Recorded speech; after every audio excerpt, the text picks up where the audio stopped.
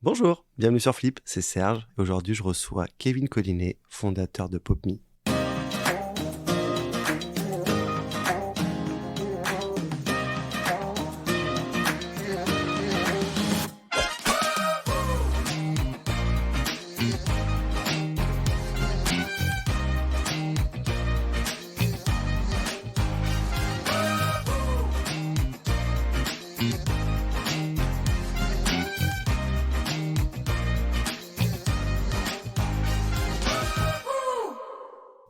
Bonjour Kevin, Salut Serge, comment tu vas? ça va super, très heureux d'être là. Est-ce que tu pourrais te présenter? Ouais, alors donc je suis Kevin Collinet, je suis l'un des cofondateurs de PopMe, qui est donc une solution SaaS de réalité augmentée pour déployer des opérations marketing en réalité augmentée. Très bien. Quand est-ce que tu as flippé? Alors moi j'ai flippé il y a quelques années, en 2015 j'ai commencé à flipper, en fait j'ai travaillé pendant plus de 10 ans dans la publicité, spécifiquement comme créatif en agence de pub. Et en 2015 j'ai flippé avec un de mes associés fondateurs de PopMe sur une première société. Puis on a laissé cette société à l'un de nos associés pour ensuite monter en 2019, en septembre 2019, PopMe. Très bien. Et ça a été quoi ton parcours avant de lancer PopMe? Avant de lancer PopMe, justement, ça a été d'être créatif en agence de pub. Moi, j'ai un background de communicant, j'ai un master en communication. Et ensuite, j'ai été concepteur-rédacteur. Donc, je m'occupais de tout ce qui était accroche, signature, concept publicitaire pour de la télé, de la radio, de l'affichage, tout type de contenu. C'était ça ma vie d'avant. Et ça te sert pour aujourd'hui, pour communiquer autour de PopMe? Oui, bien sûr, ça me sert parce que effectivement, du coup, j'ai les mécanismes déjà en tête, j'ai le sens de la formule, on va dire. Et donc, effectivement, ça permet d'avoir une certaine clarté dans le discours qu'on peut avoir sur les différents sujets et surtout bien comprendre nos différentes cibles, qu'elles soient B2B ou B2C. Très bien. Justement, on va revenir à PopMe. Mhm. Est-ce que tu peux expliquer qu'est-ce que PopMe? Alors, PopMe, effectivement, nous, notre ambition, en fait, avec PopMe, ça a été de démocratiser la réalité augmentée. Et en fait, pour ça, on a eu deux piliers forts, qui étaient le premier de se dire, on va tuer l'application. Donc, notre solution, il n'y a pas besoin d'application pour faire apparaître de la réalité augmentée devant soi. Il y a juste besoin de scanner un QR code avec son téléphone, avec la caméra de son téléphone. Et ça vous redirige, en fait, sur votre navigateur mobile. Et ce navigateur mobile se transforme en caméra, continue à être la caméra de votre téléphone. Sauf elle va rajouter, en fait, dans votre univers réel, des éléments en réalité augmentée, en 3D, qui vont popper devant vous. Est-ce que tu aurais un business case justement pour qu'on comprenne bien exactement qu'est-ce qui se passe en termes d'expérience? Ouais, bien sûr. Les business cases, il y en a vraiment de multiples. Ça peut aller de la carte de visite augmentée à l'affiche augmentée et là, au packaging augmenté. C'est typiquement un des cas qu'on vient de faire avec Polo Ralph Lauren New York, où en fait, sur le prochain parfum qui vont sortir, là, incessamment sous peu, vous avez un QR code en fait qui a été imprimé dans le packaging. Et la personne, une fois qu'elle a acheté le produit, elle a juste à scanner ce QR code et ça la redirige vers une expérience en réalité augmentée totalement aux couleurs de Polo Ralph Lauren, avec 3 expériences en une en quelque sorte, un peu comme un shampoing. Et ça lui permet de vivre des différentes expériences qui vont être à la fois immersives, c'est-à-dire qu'elle va avoir un portail qui va s'ouvrir devant elle. Elle va en fait rentrer dans l'univers de ce nouveau parfum qui est très végétal, très floral, très naturel, avec une explication des différentes composantes du parfum. Elle va aussi avoir une autre expérience qui va lui permettre de faire popper le flacon en réalité augmentée devant elle, mais cette fois-ci avec des explications un petit peu plus techniques sur les composantes du parfum et les composantes du packaging aussi, puisque leur ambition c'était vraiment d'avoir quelque chose de très éco-responsable. Donc ils vous expliquent effectivement que le verre est recyclé, que le bois aussi, que l'étiquette aussi. Et la dernière, c'est la petite cerise sur le gâteau, c'est la possibilité pour l'utilisateur, c'est plus sous forme de gaming en fait, de pouvoir planter des arbres tout autour d'elle et de faire apparaître une forêt, d'être immergé vraiment dans une forêt. Et ça, c'est pour mettre en avant leur côté, effectivement, en association avec une association justement, qui permet de replanter des arbres dans la nature. Du coup, si je comprends bien, c'est à chaque client, vous développez une solution, vous n'avez pas des choses déjà préfaites qu'il peut réutiliser. Justement, l'ambition de PopMe, c'est surtout d'être une plateforme SaaS et d'être un peu le monsieur patate de la réalité augmentée, ou pour être un peu plus sérieux, le canva.com de la réalité augmentée, où en fait sur cette plateforme, on va proposer des scénarios déjà prédéfinis en réalité augmentée, et l'utilisateur, les équipes marketing, vont pouvoir personnaliser ces scénarios aux couleurs de la marque ou de leur événement, sans avoir aucune connaissance en 3D et sans avoir aucune connaissance en code. Puisqu'en fait, notre solution, ça va être vraiment comme un canva.com, du drag and drop pour pouvoir changer les éléments qu'elle a devant elle, en ajoutant son logo, ou si je la fais très mal, on a par exemple un bonhomme qui apparaît qui est rouge. va pouvoir changer la couleur du short, changer la couleur du t-shirt pour que ce soit en adéquation avec la marque. Donc nous, notre ambition, c'est vraiment cette plateforme SaaS avec des scénarios prédéfinis, personnalisables. Et effectivement, en amont, pour pouvoir développer cette plateforme SaaS, on a eu effectivement plus ce côté agence où on fait aussi du sur-mesure. Donc notre ambition, c'est vraiment de pouvoir proposer les deux, à la fois du sur-mesure et à la fois une plateforme SaaS. Donc à la fois une plateforme SaaS qui va permettre de déployer des expériences en réalité augmentée très simplement et surtout à un faible coût qui est à partir de 49 €. Et par contre, on a des choses où là, c'est du sur-mesure et on fait plus comme une agence. Donc Polo Ralph Lauren, effectivement, c'était plus sous la forme d'une agence où on a pris le brief, on fait du storyboard, on réfléchit à une expérience qui peut être cool et ensuite on la déploie. Mais en fait, tu viens de me dire le prix de 49 €, c'est accessible à une startup qui vient de se lancer, jusqu'à une très grosse entreprise comme Apollo à Freulen. Et ben c'est ça, c'est ça toute l'idée, c'est de pouvoir démocratiser cette réalité augmentée en n'ayant pas d'app à télécharger, en ayant un prix attractif et effectivement avec cette plateforme SaaS qui vous permet de créer des expériences sans aucune connaissance. Donc c'est notre ambition. Donc là on est très B2B, mais effectivement demain on pourrait imaginer que bah tu te maries, bah demain tu peux augmenter ton faire-part de mariage. Tu peux augmenter ta carte de visite, tu peux même faire des stickers et laisser des petits messages à tout le monde dedans en réalité augmentée. Donc ouais, c'est totalement ça, ouais. Vraiment démocratiser. Et comment vous différenciez? Enfin, déjà, est-ce que vous avez des concurrents dans ce domaine? Alors on a des concurrents, bien sûr. Ouais. C'est toujours bien d'avoir des concurrents parce que ça prouve qu'il y a un marché. Donc c'est ça l'avantage. Oui, on a des concurrents. Après, dans ce qu'on fait nous spécifiquement sur ce côté plateforme SaaS, à l'heure actuelle, on est vraiment les seuls à avoir cette vision-là. Les outils qui existent à l'heure actuelle sont vraiment plus orientés pour des gens qui ont déjà des connaissances en 3D. Parce qu'en fait, on va vous proposer un logiciel de création en ligne en 3D. Mais du coup, si vous savez pas ce qu'est un GLB, si vous savez pas ce qu'est Maya, si vous savez pas qui sont tous ces logiciels de 3D, tous ces formats de 3D, bah vous allez vite vous retrouver un peu dépourvu devant ce logiciel. Et au final, vous allez devoir payer quelqu'un pour pouvoir utiliser ce logiciel. Et du coup, c'est vraiment cette plateforme SaaS qui vous différencie en fait de vos concurrents, quoi. C'est que c'est tellement simple d'utilisation, c'est de la simplification C'est pour exact. rentrer dans le monde de la réalité 3, Augmenté. pour augmenter. Ouais, c'est ça, ouais. C'est vraiment, nous, notre leitmotiv, c'est de démocratiser et c'est effectivement de permettre aux gens de pas avoir besoin de connaissances pour développer ça. T'as quelques chiffres à nous donner sur PopMe? PopMe, bah, c'est plus de 50 clients, c'est plus de 350 000 utilisateurs de gens qui ont fait popper des expériences PopMe, alors tout client confondu, bien sûr. Après, sur des choses qui sont plus liées à la réalité augmentée, c'est en général des gens qui restent 2 minutes sur une expérience en réalité augmentée versus un pré-roll YouTube où tu vas squeezer au bout de 3 secondes. C'est aussi des interactions multipliées par 3 puisque nos réalités augmentées sont interactives. Donc, c'est-à-dire que le contenu qui pop devant toi en réalité augmentée, tu vas pouvoir interagir avec, c'est-à-dire soit cliquer sur des éléments pour déclencher une animation ou quelque chose dans cette expérience en réalité augmentée, ou tout simplement être aussi redirigé vers un site internet, vers un formulaire, vers un coupon de réduction. Donc c'est vraiment d'augmenter les interactions et le temps passé et du coup bah, le business, quoi. D'accord. Est-ce que tu considères aujourd'hui que la réalité augmentée est quelque chose qui s'est démocratisé dans le monde actuel? Alors c'est en train de venir, c'est quelque chose, quand on a commencé en 2019, bah, c'était avant le Covid. On se disait qu'on allait, c'était bien, on avait tué l'application, donc il y avait pas d'application à télécharger, donc c'est super cool pour les utilisateurs. Mais on savait très bien que le canal d'acquisition, enfin le seul moyen de faire apparaître cette réalité augmentée, c'était soit de cliquer sur un lien URL, soit de scanner un QR code.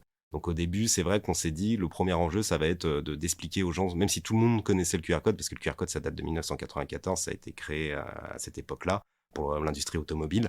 Et on s'est dit, ouais, bon, bah, c'est ça qu'il va falloir faire comprendre aux gens. Prends ton téléphone, que tous les téléphones maintenant avec l'appareil photo peuvent scanner un QR code, alors qu'avant il fallait télécharger une appli, etc. Donc au final, c'était un peu le serpent qui se mord la queue. Donc là, maintenant, quasi tous les téléphones le font.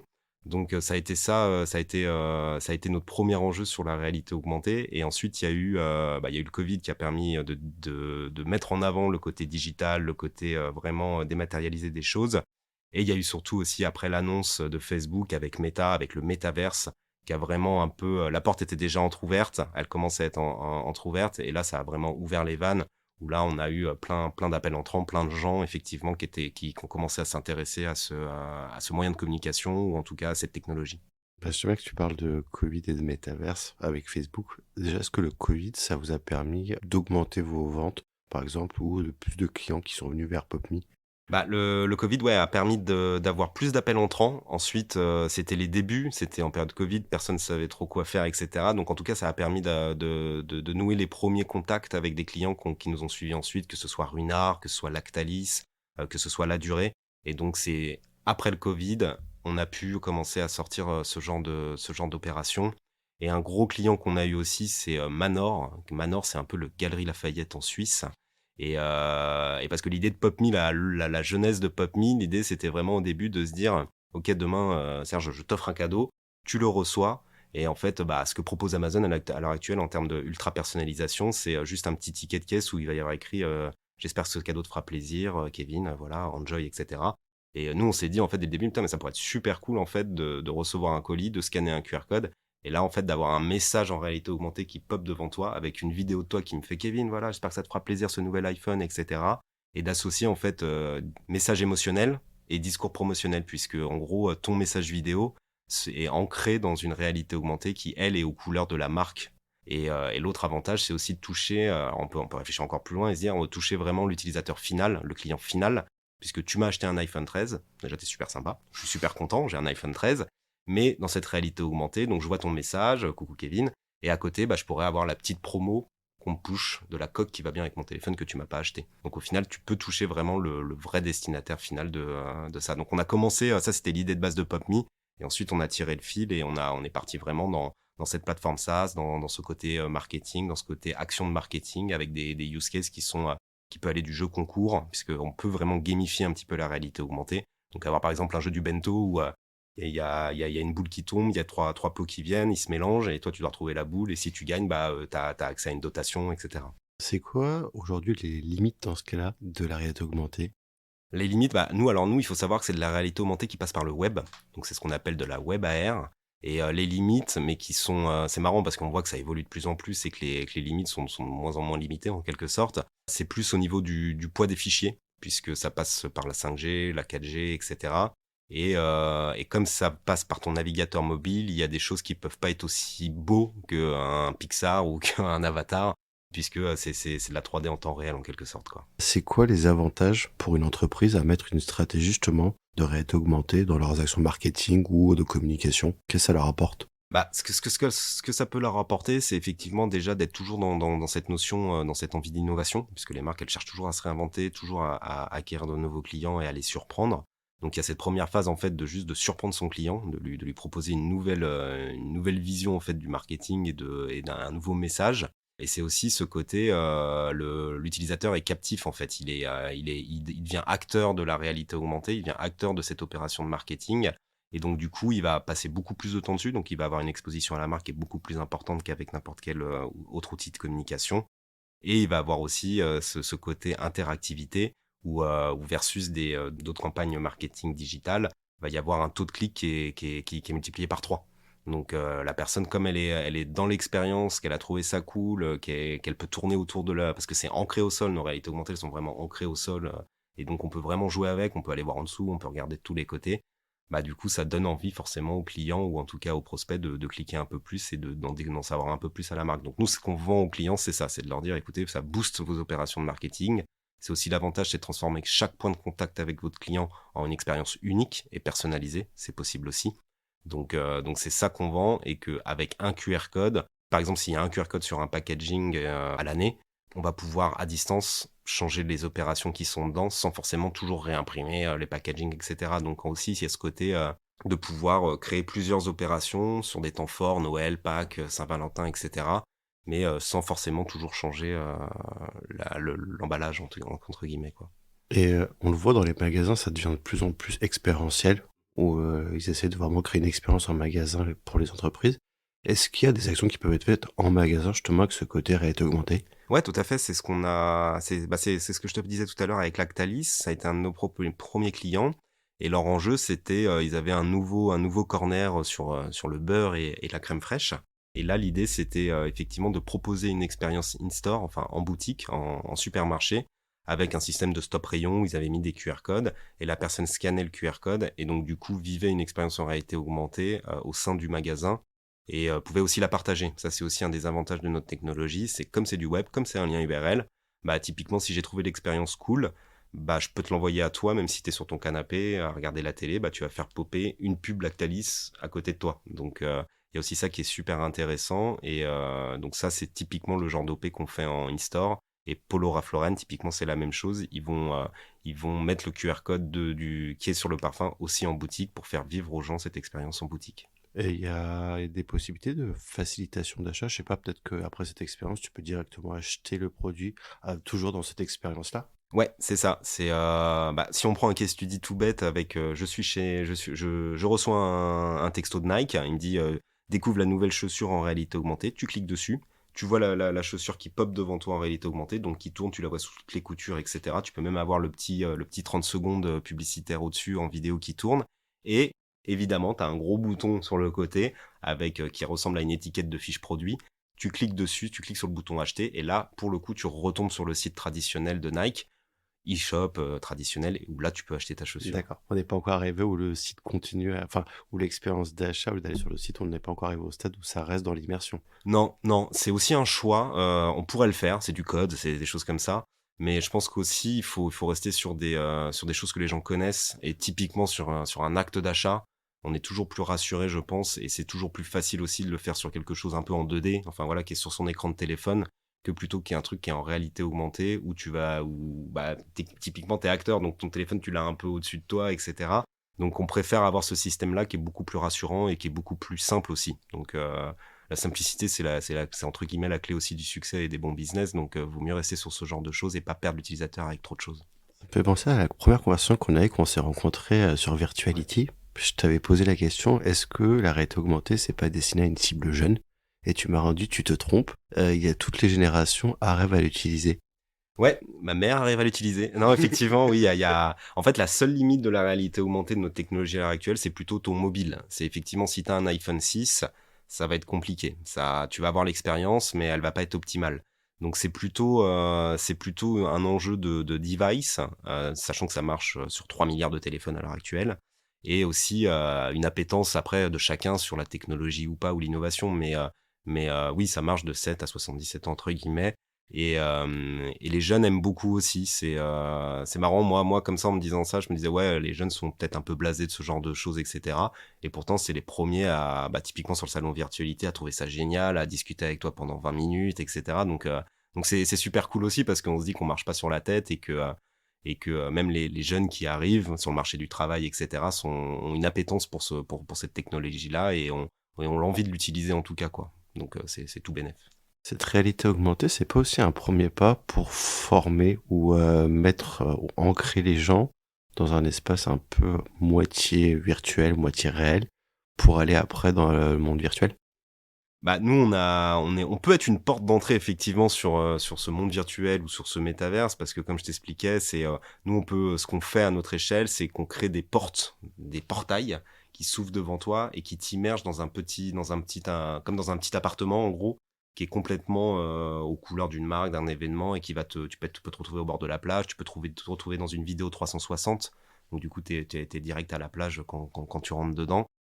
Et notre technologie peut aussi s'intégrer dans du métaverse, puisque nos contenus 3D sont interopérables et peuvent être déployés sur un site web.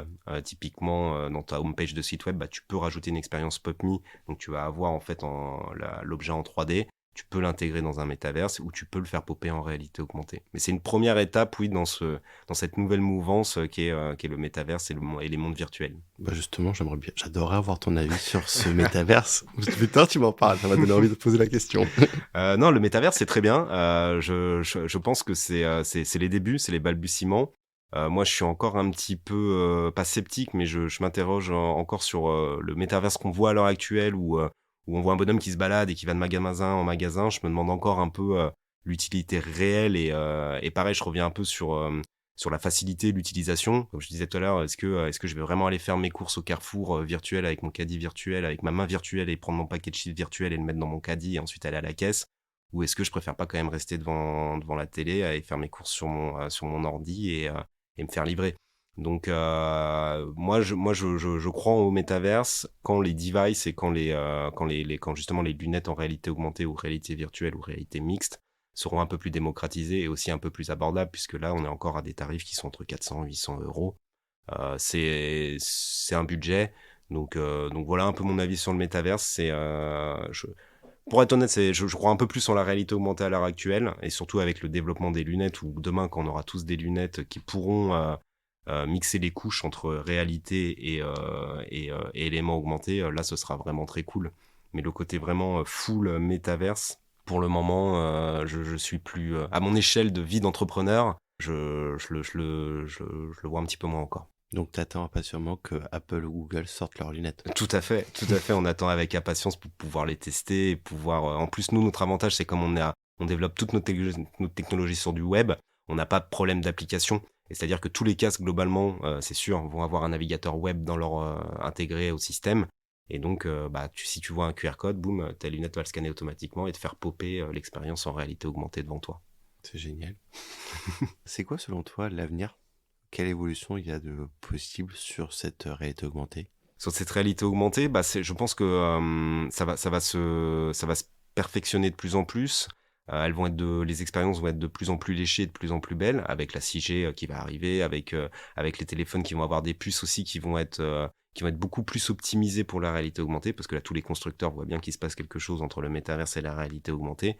Donc, je pense qu'on va pouvoir vivre des expériences de plus en plus immersives, avec de plus en plus d'interactions.